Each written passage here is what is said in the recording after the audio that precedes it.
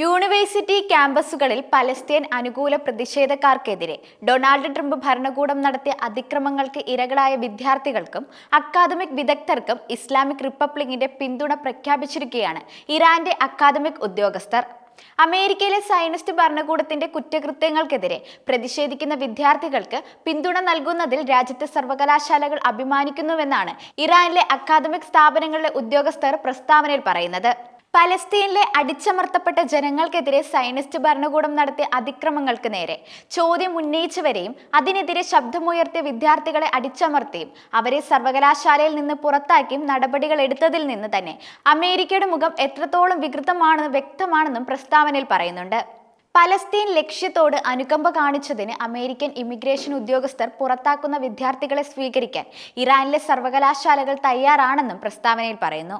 ഇറാനിലെ supreme council of the cultural revolution, academy of science, academy of medical science എന്നിവയുമായി സഹകരിച്ച് Iranian സർവകലാശാലകളിൽ പുറത്താക്കപ്പെട്ട വിദ്യാർത്ഥികൾക്ക് പ്രവേശനം സാധ്യമാക്കുമെന്നും ഇറാൻ അറിയിച്ചിട്ടുണ്ട്. അമേരിക്കയെ പിടിച്ചുകുലുക്കിയ പലസ്തീൻ അനുകൂല പ്രതിഷേധങ്ങളുമായി ബന്ധമുള്ള എല്ലാ സർവകലാശാല പ്രവർത്തകരെയും നാടുകടത്തുമെന്ന ഭീഷണിയെ തുടർന്ന് പ്രസിഡന്റ് ഡൊണാൾഡ് ട്രംപ് നടപടിയെടുക്കാൻ തുടങ്ങിയിട്ട് കുറച്ച് നാളുകളായിട്ടുണ്ട്. രാജ്യത്തുടനീളമുള്ള കോളേജ് ക്യാമ്പസുകളിൽ വിദ്യാർത്ഥികൾ ആഴ്ചകളോളം ദിവസേന പ്രതിഷേധ പ്രകടനങ്ങൾ നടത്തിയിട്ടുണ്ട്. ക്യാമ്പയിനുകൾ നടത്തി വൻ പ്രക്ഷോഭങ്ങളാണ് ഭരണകൂടത്തിനെതിരെ ഉയർന്നിരുന്നത്. മാർച്ച് 8-ന് കൊളംബിയ യൂണിവേഴ്സിറ്റിയിൽ നിന്ന് ബിരുദം നേടിയ മഹ്മൂദ് കഫ്ലീനെ അമേരിക്കൻ ഇമിഗ്രേഷൻ ഏജന്റുമാർ അറസ്റ്റ് ചെയ്തതു മുതൽ നടപടികൾ കൂടുതൽ ശക്തമായിരുന്നു. ലൂസിയാനയിലെ ഒരു ഇമിഗ്രേഷൻ തടങ്കൽ കേന്ദ്രത്തിൽ തടവിൽ കഴിയുന്ന കഹ്ലി പലസ്തീൻ അനുകൂല ക്യാമ്പസ് പ്രതിഷേധങ്ങളിൽ പങ്കെടുത്തതിന് നാടുകടത്തൽ നേരിടുന്നുണ്ട്.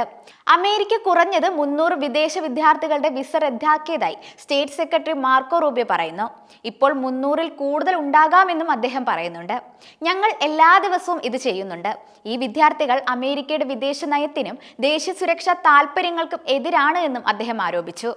അതുമാത്രമല്ല, വിദ്യാഭ്യാസത്തിനായി അമേരിക്കയിലേക്ക് കുടിയേറിയ ശേഷം പ്രതിഷേധ പ്രകടനം ഉൾപ്പെടെയുള്ള ആക്ടിവിസത്തിന്റെ ഭാഗമായവർക്കെതിരെ നടപടി വീണ്ടും ഭരണകൂടം കർശനമാക്കിയ വാർത്തകളും പുറത്തു വരുന്നുണ്ട്.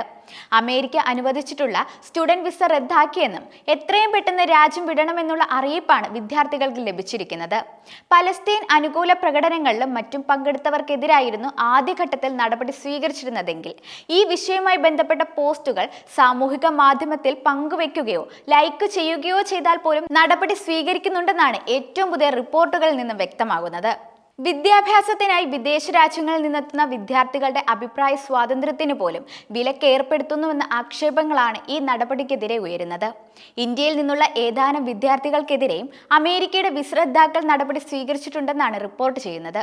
ഒരു രാഷ്ട്രീയ പോസ്റ്റ് സാമൂഹിക മാധ്യമങ്ങളിൽ പങ്കിടുന്നത് പോലും വിസ റദ്ദാക്കലിന് കാരണമാകുമെന്നാണ് ഇമിഗ്രേഷൻ അഭിഭാഷകർ മുന്നറിയിപ്പ് നൽകിയിരിക്കുന്നത്. 2023-24 അക്കാദമിക് ഇയറിൽ 11 ലക്ഷം വിദ്യാർത്ഥികളാണ് വിദേശ രാജ്യങ്ങളിൽ നിന്ന് അമേരിക്കയിൽ എത്തിയതെന്നാണ് റിപ്പോർട്ട്. ഇതിൽ 3,31,000 വിദ്യാർത്ഥികൾ ഇന്ത്യയിൽ നിന്നുള്ളവരാണ്. A1 വിസ എന്ന പേരിലാണ് അമേരിക്ക വിദ്യാർത്ഥികൾക്കുള്ള വിസ അനുവദിക്കുന്നത്. അംഗീകൃത വിദ്യാഭ്യാസ സ്ഥാപനത്തിൽ പഠിക്കുന്നതിനായി അമേരിക്കയിൽ താമസിക്കുന്നതിന് വിദേശ വിദ്യാർത്ഥികൾക്ക് അനുവദിക്കുന്ന നോൺ ഇമിഗ്രന്റ് വിസയാണ് A1 വിസ. സ്കൂൾ, കോളേജ്, സെമിനാരികൾ തുടങ്ങിയവയിലെ വിദ്യാഭ്യാസത്തിന് ഈ വിസ ലഭിക്കും.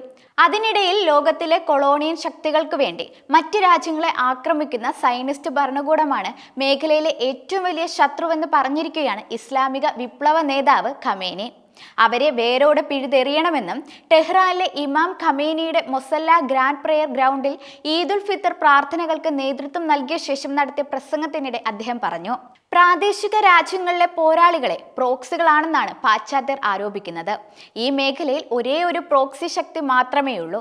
അത് അഴിമതി നിറഞ്ഞ ഇസ്രയേൽ ഭരണകൂടമാണെന്ന് ഞാൻ പറയാൻ ആഗ്രഹിക്കുന്നുവെന്നും അദ്ദേഹം പറഞ്ഞു.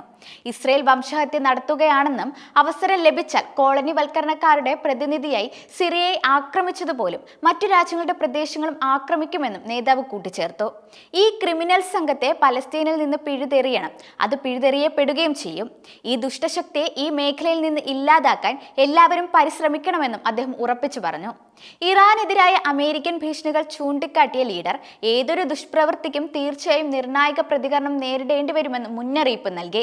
ശത്രുക്കൾ രാജ്യത്തിനുള്ളിൽ ഏതെങ്കിലും തരത്തിലുള്ള രാജ്യദ്രോഹം ഇളക്കിവിടാൻ പദ്ധതിയിടുകയാണെങ്കിൽ ഇറാൻ രാഷ്ട്രം അവർക്ക് തിരിച്ചടി നൽകുമെന്നും അയത്തുള്ള ഖമേനി കൂട്ടിച്ചേർത്തിട്ടുണ്ട്.